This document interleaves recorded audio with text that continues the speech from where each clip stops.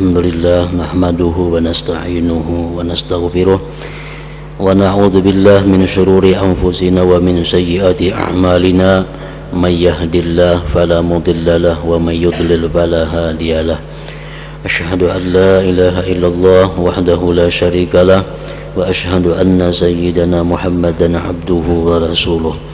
Allahumma salli wa sallim wa barik ala sayyidina wa maulana Muhammad wa ala alihi wa sahbihi wa man tabi'a hudah. Qala al-musannif al-imam hujjatul Islam Abu Hamid Muhammad bin Muhammad al-Ghazali rahimahullah wa nafa'ana bi ulumihi fid dharain. Bal nadhkur kayfiyatal fikri fi ba'dil ayat. Fa min ayatihi annal insanul makhluqu minan nutfah wa aqrabu syai'in ilaika nafsuka wa fika minal ajaibid dallati ala azamatillahi ta'ala ma tanqadil a'maru bil wuqufi ala usyri ashirihi wa anta ghafilun anhu. Bayaman huwa ghafilun an nafsihi wa jahilun biha kaifa tatma'u fi ma'rifati ghairik.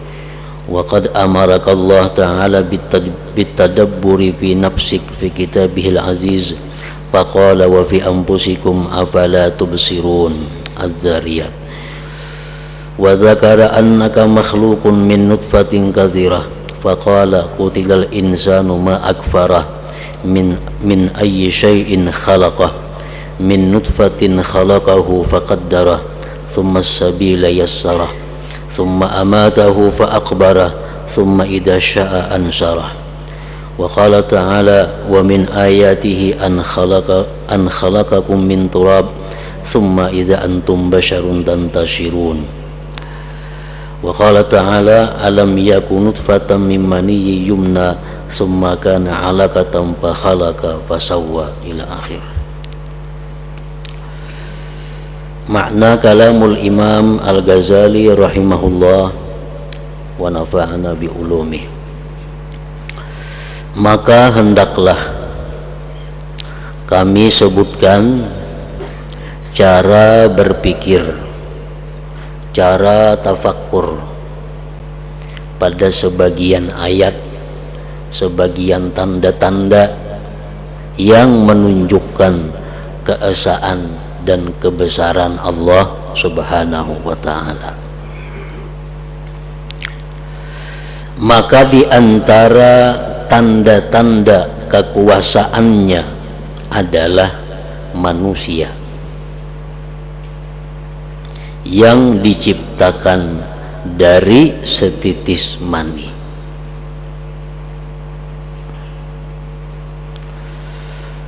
Manusia adalah makhluk yang sangat menakjubkan daripada sekian banyak ciptaan Allah yang menakjubkan itu.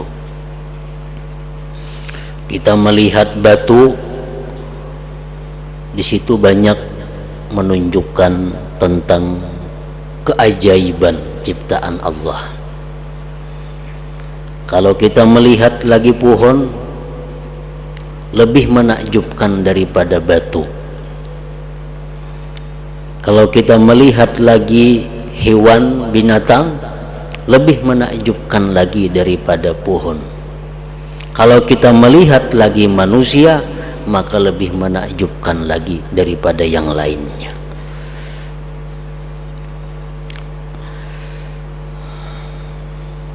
Dan sesuatu yang paling dekat kepadamu adalah dirimu. Sesuatu yang paling dekat kepadamu adalah dirimu. Dan dalam dirimu ada keajaiban yang menunjukkan kepada kebesaran Allah Ta'ala.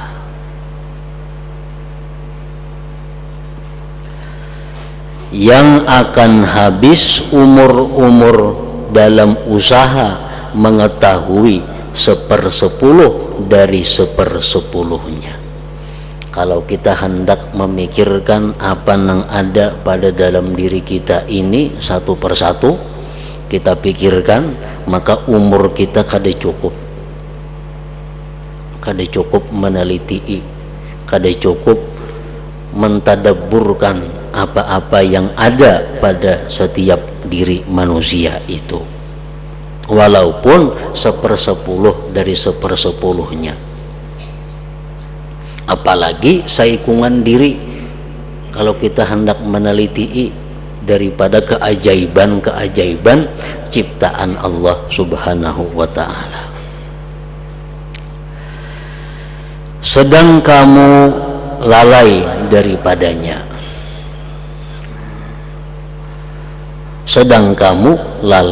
daripadanya, artinya kita jarang sekali atau bahkan ada nang kada suah memikirkan tentang diri kita yang berujung kepada kebesaran Allah Subhanahu wa ta'ala. Padahal berpikir tentang keajaiban, tentang kehebatan ciptaan Allah, berpikir itu adalah merupakan satu ibadah yang sangat besar pahalanya, lebih besar daripada ibadah setahun lamanya. Nah, setiap ibadah-ibadah yang pahalanya itu besar, kebanyakan manusia kada mampu melakukannya. Ibadah-ibadah yang pahalanya itu besar, kebanyakan manusia kada mampu melakukannya. Kada mampu karena berbagai macam hal. Walaupun kelihatannya inting, kelihatannya kada berat, kelihatannya kada susah, kelihatannya kada perlu biaya, padahal ibadah itu sangat besar pahalanya. Seperti tafakur, naik haji itu ganal biayanya,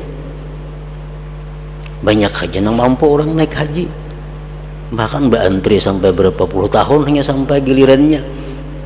Tapi kalau urusan bicara tafakur dengan diri, memikirkan ciptaan Allah, mata umpamanya, nah kita memikirkan bahwa bagaimana mata ini sehingga berujung kepada Allah itu maha hebat, maha besar. Nah, tafakur sejenak itu pahalanya lebih besar daripada ibadah 1 tahun. Tapi manusia tadi kebanyakannya lalai daripada yang demikian. Nah, para ulama meneliti kenapa manusia itu, kenapa kita itu kebanyakannya lalai daripada tafakur, lalai kada sempat tafakur, atau kada terbuka hati untuk tafakur.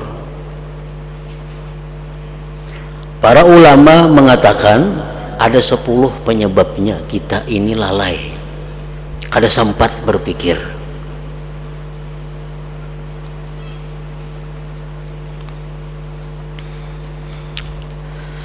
Ada 10 perkara yang menghalangi seseorang untuk dapat pahala yang besar melalui tafakkur ini.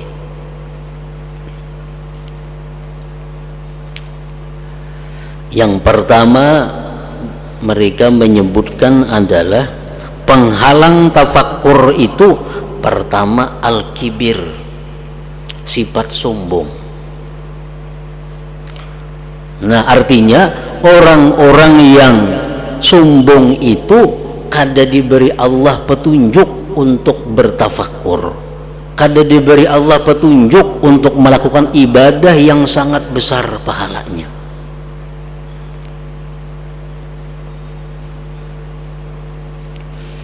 Al-Quran dengan jelas menyebutkan, sa'asrifu an ayati alladzina yatakabbaruna fil ardi bighairil haqq.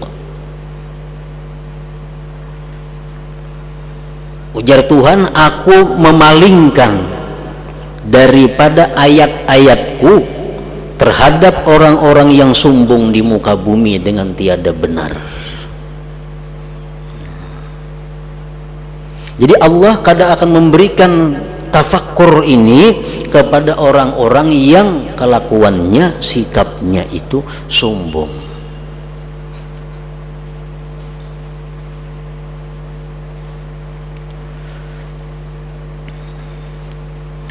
Yang kedua, penyebab terhalangnya seseorang daripada tafakkur itu adalah hubbus sana minan nas. Orang ini suka dipuji manusia, suka dipuji manusia.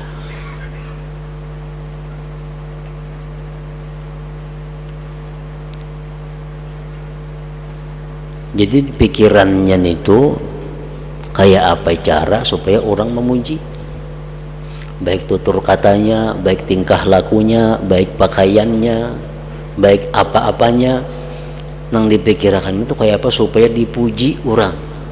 Nah, hubbus sana, jakanya suka dipuji Tuhan, itu bagus. Aku bertutur kata kayak apa supaya dipuji Tuhan, aku berpakaian kayak apa supaya dipuji Tuhan, aku berkelakuan kayak apa supaya dipuji. Nah, kalau kayak itu bagus, ini kada supaya dipuji manusia. Nah, bila orang ini katuju dipuji manusia, maka akan tertegah daripada tafakkur itu. Rasulullah sallallahu alaihi wasallam bersabda, hubbus sana minan nas yu'mi wa yusim. Artinya, ujar Nabi, suka pujian manusia itu membuat dia buta dan tuli. Artinya mata hatinya kada berfungsi lagi. Bila mata hati kada berfungsi, kada kawa lagi memikirkan yang baik-baik, kada kawa lagi tafakkur, kada kawa lagi merenungi apa yang mesti direnungkan. Hubbus sana minan nas.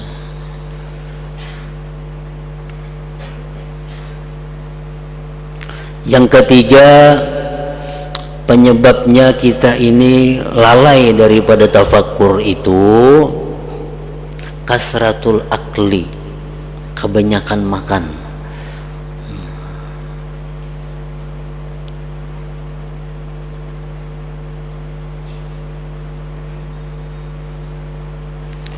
Kebanyakan makan. Orang nang kebiasaannya banyak makan itu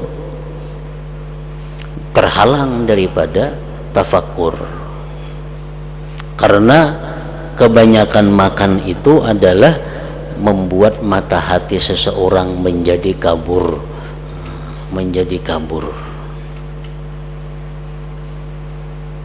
Kayak apa disebut kebanyakan makan itu?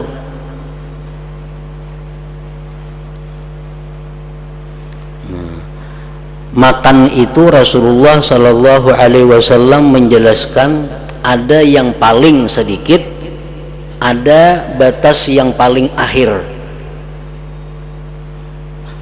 Batas yang paling sedikit itu adalah yukim nasulbah, sekedar kawa dia bekerja, sekedar dia kawa beraktivitas, kawa menegakkan sulbinya. Makan bila sudah asa kau bergerak, asa lancar, nah, cukup ampe. Nah, ini nang paling baik. Batas terakhir nang paling baik adalah sulusun li ta'amihi wa sulusun li syarabihi wa sulusun li nafasihi. Sepertiga parut diisi makanan, sepertiga minuman, sepertiga napas. Lebih pada itu sudah dianggap banyak makan ngarannya.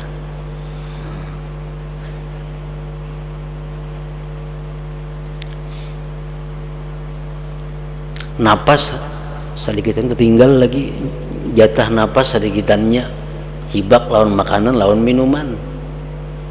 Nah jadi ujar Nabi amun kada kawa kaya yang pertama tadi ya sepertiga sagan makanan, sepertiga sagan minuman, sepertiga sagan pernapasan.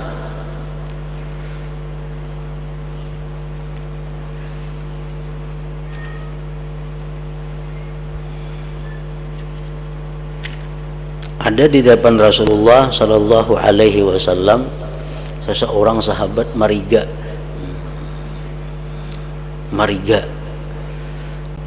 Nabi kita bersabda yang maksudnya adalah tuh kebanyakan makannya Nabi.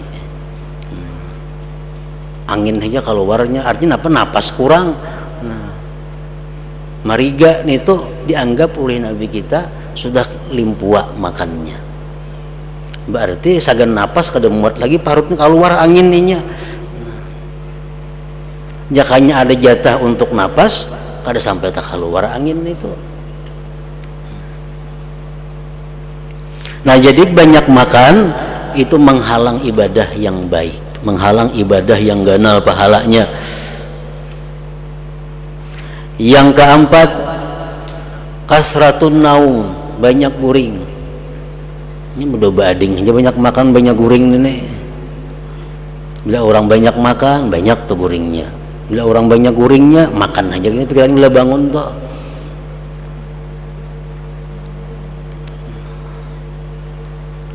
Orang yang banyak guring tertegah daripada tafakur.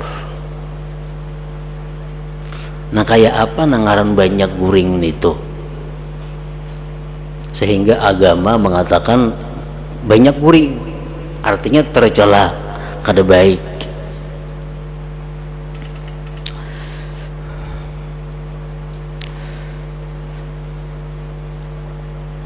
Mengenai paling sedikit guring itu tergantung kemampuan seseorang melatih dirinya. Ada orang tahan 24 jam kada beguringan, tergantung latihannya. Itu kada jadi masalah. Nang masalah jangan sampai kita kebanyakan guring. Imam Ghazali di dalam Ihya Ulumuddin mengatakan bahwa apabila kita guring sehari semalaman ini lebih daripada 8 jam itu sudah kebanyakan guring.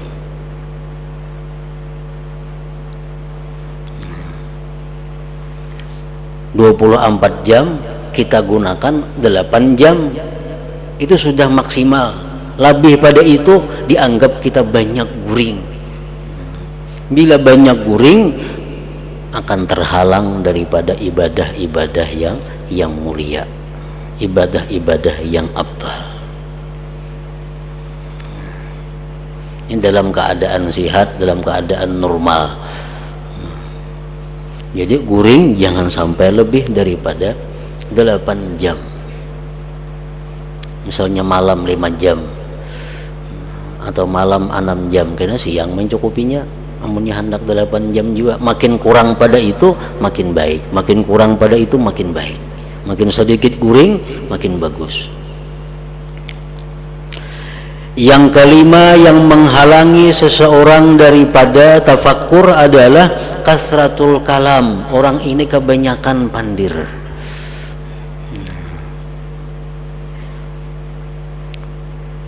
kebanyakan berbicara.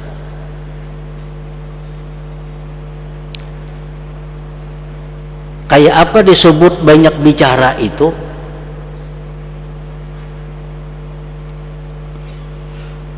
Nengarannya banyak bicara tuh nang kayak apa?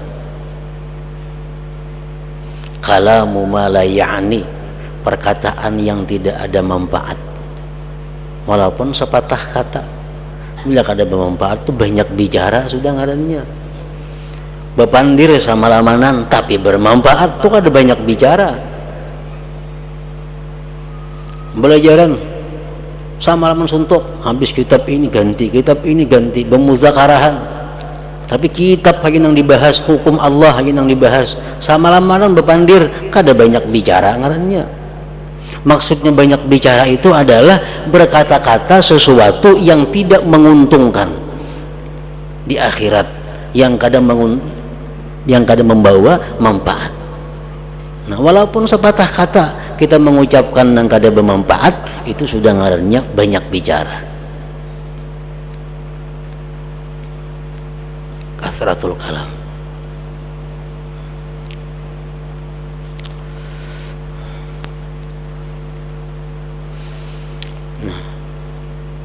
Perkataan yang bermanfaat macam apa, nang kada bermanfaat macam apa, nah itu ada spesial keterangan-keterangannya. Nah, kayak apa kalam perkataan yang bermanfaat, kayak apa nang kada, itu ada keterangan khususnya. Nah, walhasil orang yang banyak berkata-kata itu menghalanginya daripada tafakur. Yang keenam, kasratud dhahik, banyak tertawa. Artinya orang ini katuju hiburan, katuju hendak nang tertawa aja dicarinya. Kasratud dhahik tumitul qalba, ujian Nabi kita, banyak tertawa itu mematikan hati. Kalau hati ini mati, napa nih pikirkan lagi urusan kebaikan, kada ada lagi. Nah, tafakur itu sesuatu ibadah dari hati yang sangat mulia, kada akan bisa kalau hatinya mati. Nah, banyak tertawa itu adalah mematikan hati. Kasratud dhahik.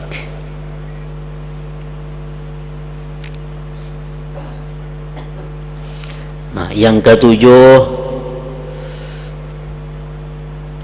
ikhwanul ghafilin, kawan-kawan yang lalai. Kakawanan ini semua orang-orang nang lalai, kakawanan orang-orang nang kada baik, kakawanan kada ada orang-orang nang mengingat Allah, kawan-kawan kada ada orang membicarakan hukum-hukum Allah, kakawanan semuaan nang lalai-lalainya. Nah, ini jelas sudah akan menghalangi kita daripada tafakkur tadi. Nang kedelapan, hubbul mizah, suka basanda gurau. Ketujuh bagaya, di mana aja bagaya, di masjid bagaya, di tengah orang banyak bagaya, kada kau lapas pada bagaya. Nah, ini orang kadang ada harapan kan bisa tafakur. Tafakur itu orang-orang yang serius.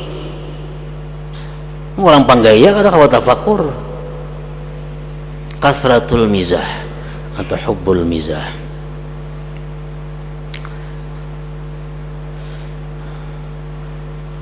Yang kesembilan, hubbud dunia, orang yang cinta dunia. Jelas sudah itunya pikirannya dunia aja, yang dicintainya dunia. Yang ke-10, aklul haram, makanan yang haram.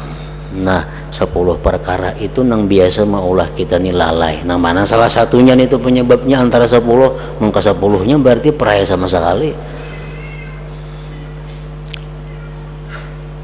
Sedang kamu lalai daripadanya, daripada tafakur tadi.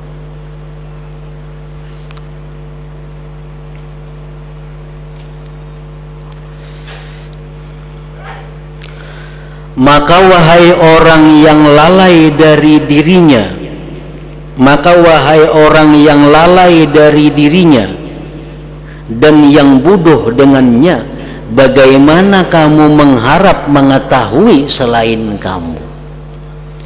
Kayak apa kita hendak mengenali Allah, amun mengenali diri seorang aja kada sempat.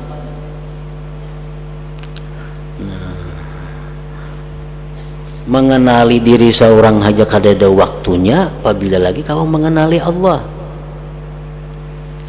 Sedangkan dalam kabar disebutkan, man arafa nafsahu arafa rabbahu, orang yang mengenal dirinya dia akan kenal kepada Tuhannya. Nah, mengenal dirinya aja kada sempat, apabila mengenal Tuhannya.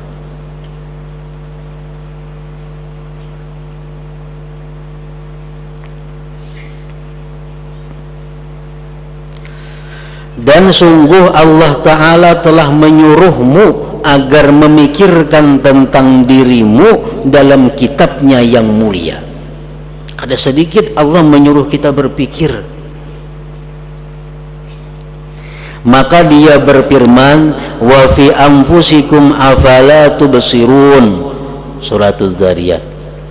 Artinya, dan pada dirimu, maka apakah kamu tidak memperhatikan tanda-tanda keesaan Allah itu ada pada dirimu, tanda-tanda kebesaran Allah ada pada dirimu, tanda-tanda Allah Ta'ala itu maha berkehendak ada pada dirimu, tanda-tanda Allah maha kuasa ada pada dirimu, tanda-tanda Allah maha melihat ada pada dirimu. Semuaan tanda-tanda Allah itu ada pada diri kita.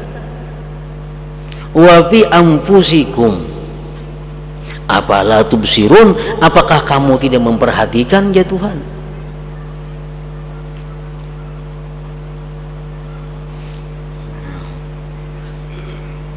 Rasulullah Sallallahu Alaihi Wasallam disebutkan waktu beliau sebelum diresmikan diangkat menjadi Rasul, beliau seringkali berkhalwat di guha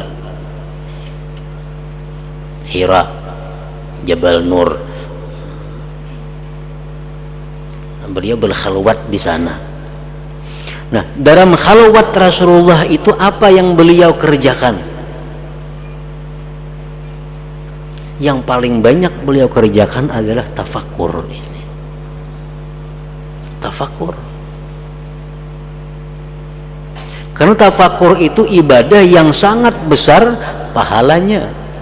Setiap ibadah yang sangat besar pahalanya itu paling cepat mendekatkan seseorang kepada Allah Subhanahu wa Ta'ala.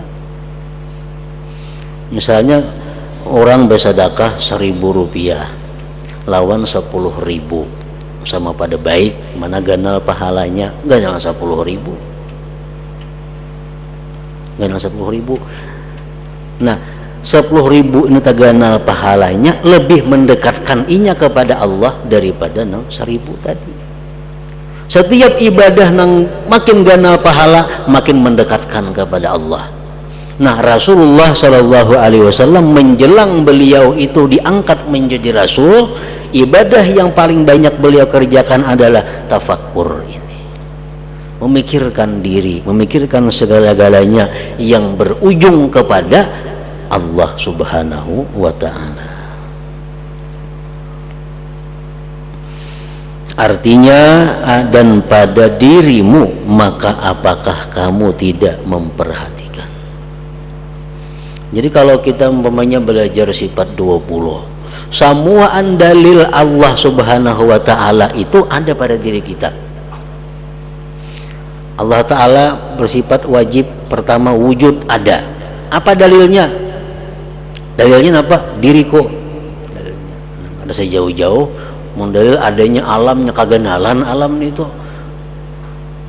namparak aja. Apa dalil adanya Allah? Tanganku dalilnya adanya Allah. Apa dalil Allah Ta'ala itu bersifat kidam? Mataku dalilnya. Nah, jadi semuaan sifat 20 itu kalau didalilkan yang paling parak dalil diri kita. Tapi kita kada sempat memikirkan kalau kada kawa nang di buku tuh bangsa dalil berumuran umur 15 tahun, kenapa dalil Tuhan ada? Alam semesta. Ini umur 60 tahun dah, kenapa tatap alam semesta dalilnya? Kada ada peningkatan. Kenapa kada mau memikirkan? Padahal dalam diri kita udah Tuhan, tanda-tanda Allah itu semuaan ada. Apala tubsirun.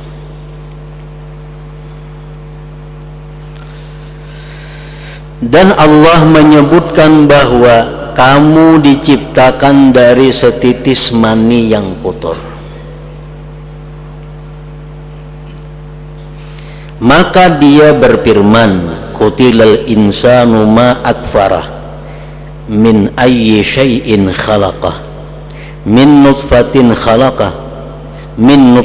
khalaqahu faqaddarah thumma as-sabila yassarah thumma amatahu fa aqbarah thumma idza syaa'a ansarah.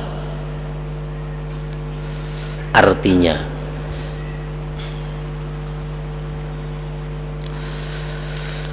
binasalah manusia,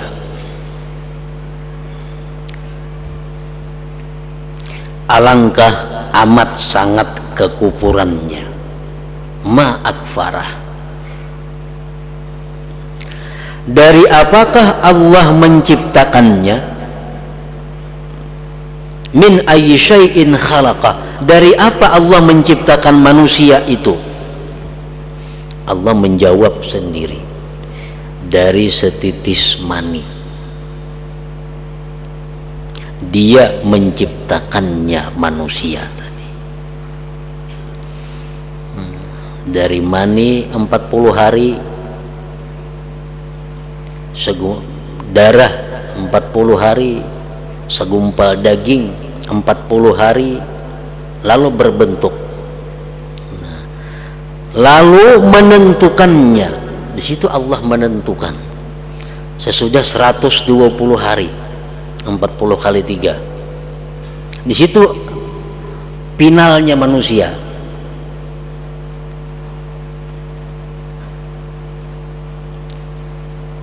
Allah menentukan laki-laki bini-bini,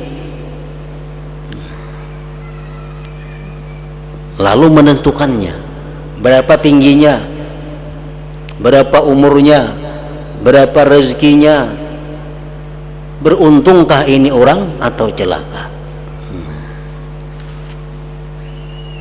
Pakat darah itu, pakat darah, maka Allah menentukannya, menakdirkannya. Kemudian dia memudahkan jalannya supaya non takdir tadi pas. Kemudian dia Allah memudahkan jalannya. Sesudah si ini janin keluar dari perut ibunya, Allah mudahkan jalannya sesuai takdir yang ditentukannya.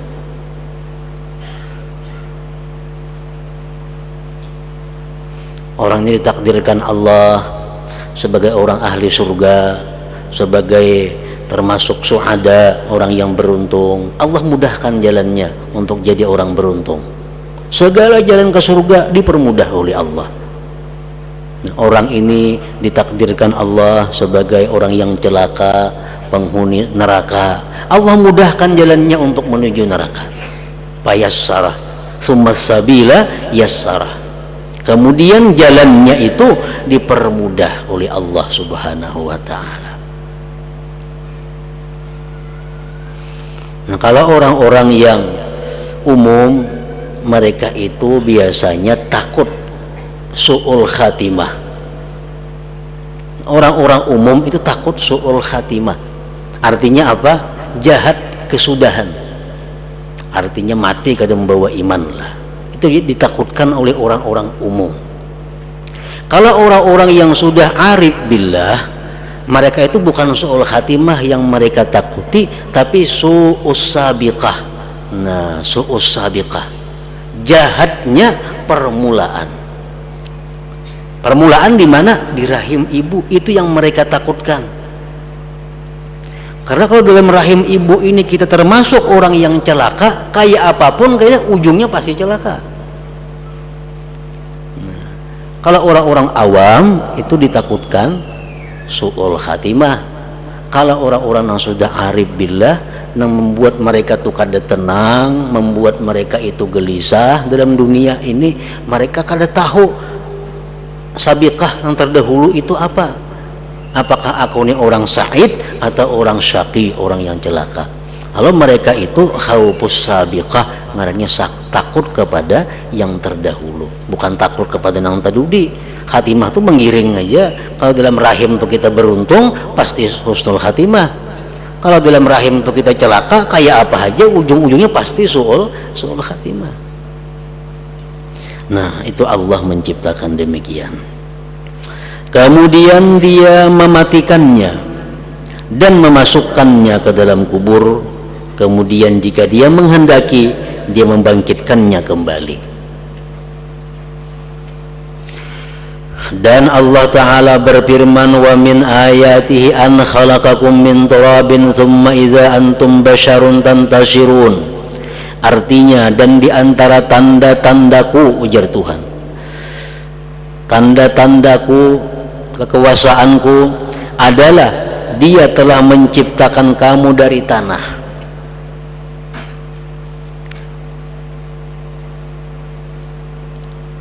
Air mani itu ada akibat daripada sumber makanan-makanan, sumber macam-macam gizi dan gizi yang berasal dari tanah. Kemudian tiba-tiba kamu menjadi manusia yang berkembang biak. Allah Ta'ala berfirman, alam yakun nutfah min maniyyin yumna thumma kana 'alaqah fa khalaqa fa sawwa. Artinya, bukankah ia manusia dahulunya setitis mani yang ditumpahkan, kemudian mani itu menjadi segumpal darah, lalu Allah menciptakannya dan menyempurnakannya. Allah Ta'ala berfirman, alam nakhluqkum mimma immahin faja'alnahu fi qararim makin ila qadarim ma'lum. Artinya, bukankah kami menciptakan kamu dari air yang hina, kemudian kami meletakkannya dalam tempat yang kukuh rahim sampai waktu yang ditentukan. Dan Allah Ta'ala berfirman, awalam yaral insanu anna khalaqnahum min nutfatin fa idza huwa khasimun mubin. Artinya, dan apakah manusia tidak memperhatikan bahwa kami menciptakannya dari setitis air mani, maka tiba-tiba ia menjadi penentang yang nyata. Artinya, menjadi orang yang pandai berdebat, padahal diciptakan dari setitis air mani. Nah, ini makin menunjukkan kehebatan daripada Allah Subhanahu wa Ta'ala. Orang yang dulunya diciptakan daripada air mani, begitu dia berkembang sampai dia mempunyai akal yang hebat, mampu untuk berdebat. Dan Allah Ta'ala berfirman, inna khalaqnal insana min nutfatin amsyaj. Artinya, sesungguhnya kami menciptakan manusia dari setitis air mani yang bercampur. Amun air mani laki-laki aja kada mau jadi manusia, atau air mani bini-bini aja ada kada mau juga jadi manusia. Nah, percampuran antara air mani laki-laki dan perempuan, amsaj, terjadilah manusia itu. Artinya, sesungguhnya kami menciptakan manusia dari setitis air mani yang bercampur. Dalam hadis marfu disebutkan, fama kana min azmin wa asbin wa quwwah fahuwa min ma'ir rajul wa ma kana min lahmin wa damin wa sya'ar fahuwa min ma'il mar'ah.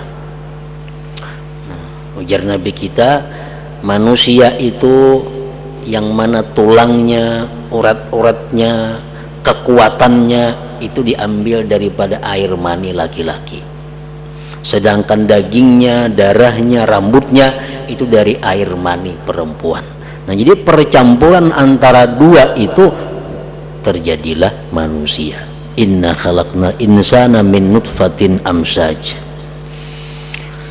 Kemudian Allah menyebutkan bagaimana Dia menjadikan setitis mani menjadi segumpal darah, segumpal darah menjadi segumpal daging, dan segumpal daging menjadi tulang. Maka Allah Ta'ala berfirman, walaqad khalaqnal insana min sulalatin min tin thumma ja'alnahu nutfatan fi qararim makin thumma khalaqnan nutfata 'alaqah fa khalaqnal 'alaqata mudghah fa khalaqnal mudghata izama. Sesungguhnya kami telah menciptakan manusia dari suatu saripati berasal dari tanah. Kemudian kami jadikan seperti itu air mani yang disimpan. dalam tempat yang kokoh, rahim. Kemudian air mani itu kami jadikan segumpal darah. Lalu segumpal darah itu kami jadikan segumpal daging, dan segumpal daging kami jadikan tulang-tulang. Maka mengulang-ulangi sebutan nutfah, air mani, dalam kitab Al-Quran yang mulia. Berapa kali Tuhan menyebutkan air mani itu untuk penciptaan manusia dalam kitab Al-Quran yang mulia. Tidakkah untuk didengar kata-katanya dan ditinggalkan tafakkur tentang maknanya? Maka perhatikanlah sekarang kepada nutfah. Ia adalah setitis air yang kotor. Jikalau ia ditinggalkan sesaat untuk dipikul oleh udara, niscaya ia rusak dan busuk. Air mani itu kadang-kala karena udara.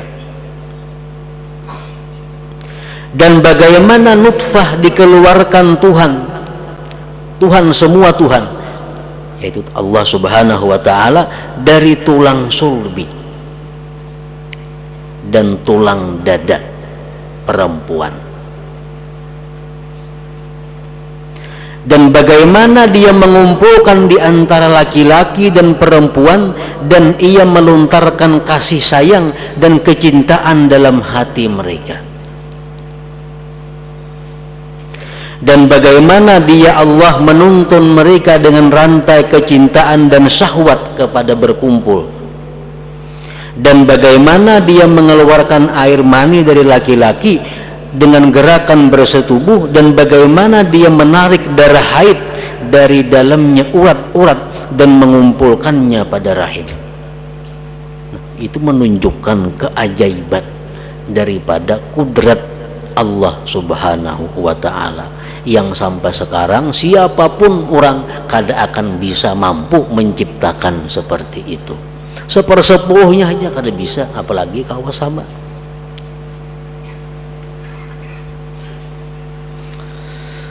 Kemudian bagaimana dia Allah menciptakan anak dari air mani dan memberi minuman kepadanya dengan air haid dan memberi makanan kepadanya sehingga anak itu berkembang, bertambah dan membesar. Dan bagaimana dia menjadikan air mani yang berwarna putih cemerlang menjadi segumpal darah yang merah. Kemudian bagaimana dia menjadikannya segumpal daging.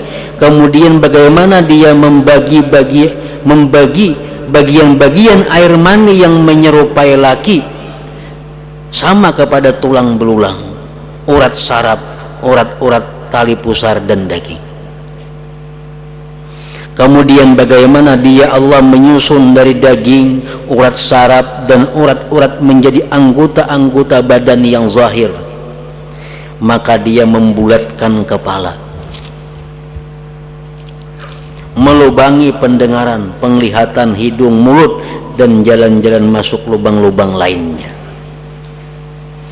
Nah, kemudian dia memanjangkan tangan dan kaki dan membagi ujung-ujungnya dengan jari-jarinya, dan membagi jari-jari dengan ujung-ujung jari-jari.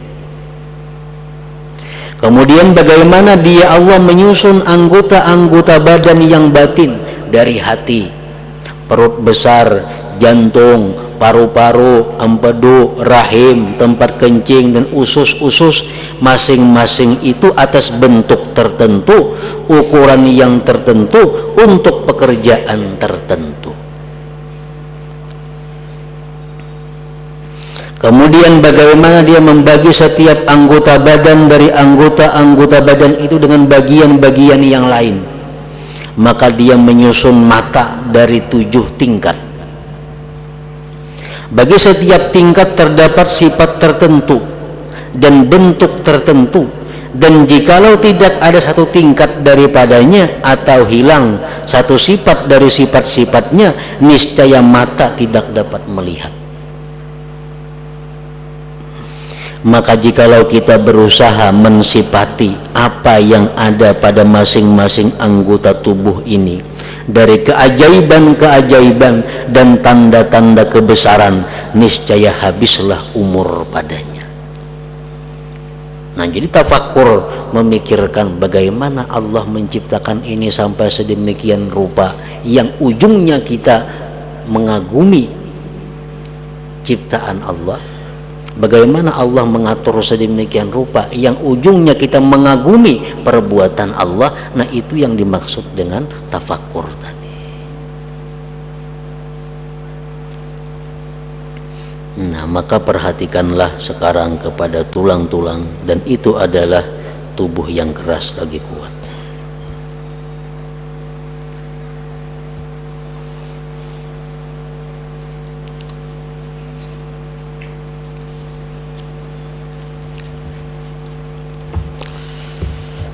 Afdalul dzikri fa'lam annahu la ilaha illallah Muhammadur Rasulullah, la ilaha illallah Muhammadur Rasulullah, la ilaha illallah Muhammadur Rasulullah, la ilaha illallah, la ilaha illallah, la ilaha illallah, la ilaha illallah, la ilaha illallah. Allahu Allah, Allahu Allah, Allahu Allah, Allahu Allah, Allahu Allah, Allahu Allah, Allahu Allah, Allahu Allah, Allahu Allah, Allahu Allah, Allahu Allah, Allahu Allah, la ilaha illallah Muhammadur Rasulullah, la ilaha illallah Muhammadur Rasulullah, la ilaha illallah Muhammadur Rasulullah, la ilaha illallah. Al-Fatihah. Ila hadratin